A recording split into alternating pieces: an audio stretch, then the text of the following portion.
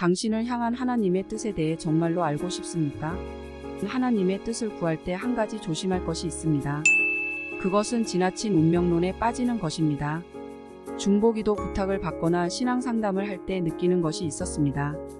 왜 자신에게 이런 일이 생겼을까? 너무 지나치게 문제에 대한 해답만을 찾으려는 것입니다. 하나님께서 뭐라고 말씀하셔? 물어보는 사람들도 있었습니다. 하나님의 뜻을 구하는 동기가 하나님께 있지 않고 미래에 어떤 일이 있을까? 해답만을 찾으려는 것입니다. 어디로 가야 좋은 일이 생길까? 무슨 직업을 택하면 잘 될까?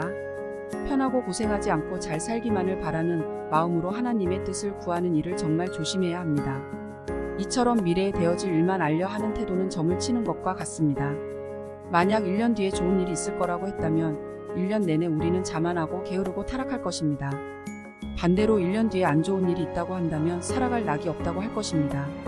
그래서 하나님은 1년 후, 3년 후에 무슨 일이 있을 거라고 알려주지 않으시는 것입니다. 아는 것이 우리에게 유익하지 않기 때문입니다. 하나님은 대부분 언제 무슨 일이 일어날 거라고 명확하게 말씀하시지 않습니다. 다만 믿음으로 바라보게 하실 뿐입니다.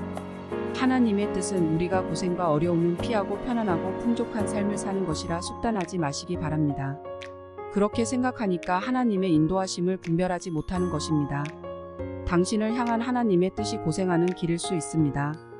그러나 고난의 길이라도 가겠다고 결단한 사람에게는 그 길을 분별하는 지혜가 생깁니다.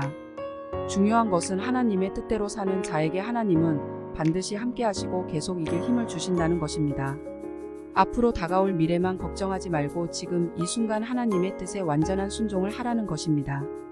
당신이 힘들고 어려울 때 하나님께서 이끄시는 길을 잠잠히 바라보시기 바랍니다. 그리고 하나님께서는 구하시기를 바랍니다. 하나님은 반드시 응답하시겠다고 약속하셨습니다.